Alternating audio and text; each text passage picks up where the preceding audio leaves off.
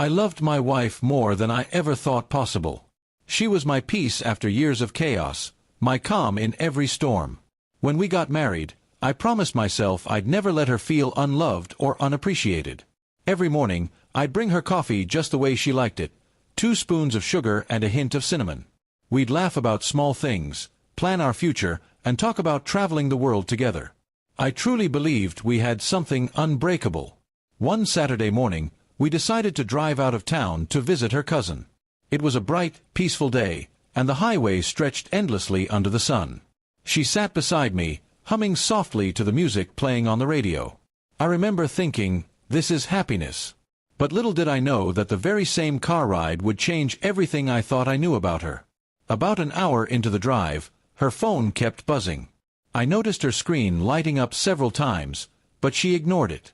Normally, she would casually check her phone or reply, but that day, she looked tense. Her fingers tapped nervously on her lap, and she tried to keep the screen tilted away from me. Something in my gut told me something wasn't right, but I didn't want to seem controlling. After a few more minutes, the phone rang again. She grabbed it quickly, her voice soft but rushed. "Hey, I can't talk right now. Yeah, I'm with him." The tone of her voice, it wasn't how she spoke to family or friends. It was too personal, too familiar. My hands tightened on the steering wheel. I tried to focus on the road, pretending not to hear, but every word echoed like thunder in my chest.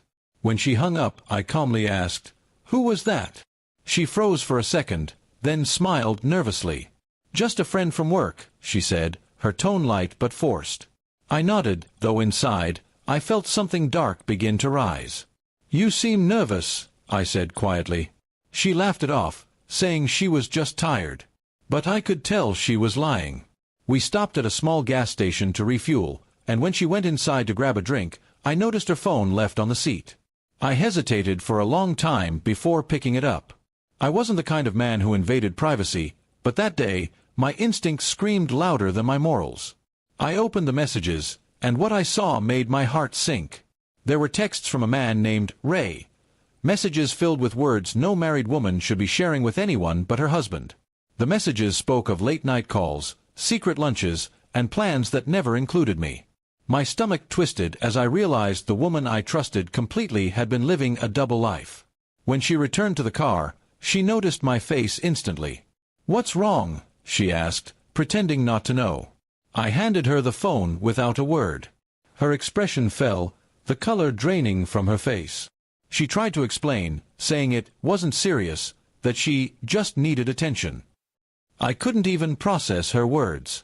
I stared at her, the same woman I once called my world, and all I could feel was emptiness. "So this is what our love meant to you?" I asked quietly. She looked away, tears filling her eyes. "I didn't mean to hurt you," she whispered. But the damage was already done. The rest of the ride was silent. I couldn't even look at her. Every familiar song on the radio now felt like a cruel reminder of what we had lost. When we finally reached home, she tried to talk, but I walked straight to the bedroom, packed a small bag, and left for my brother's house. That night, I stared at the ceiling, wondering how a single moment of truth could destroy years of trust. Over the next few days, she texted and called, apologizing again and again. She said she'd end everything with that man and begged for another chance. But the thing about trust is, once it's broken, love alone can't fix it. I told her I needed time, but deep down, I knew we'd never be the same. Friends told me to forgive her, to try to rebuild what we had.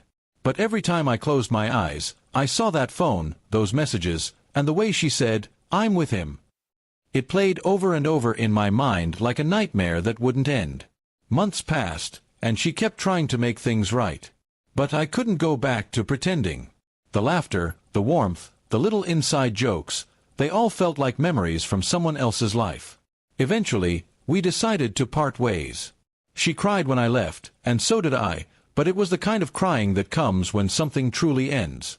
Now, years later, I sometimes drive that same road again. The same trees, the same sunlight, but the car feels emptier. I learned something that day. Love is precious, but trust is sacred.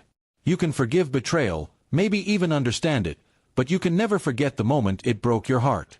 And no matter how much I once loved her, the truth remains, I loved her deeply, but one day, in that car, she broke something that could never be repaired.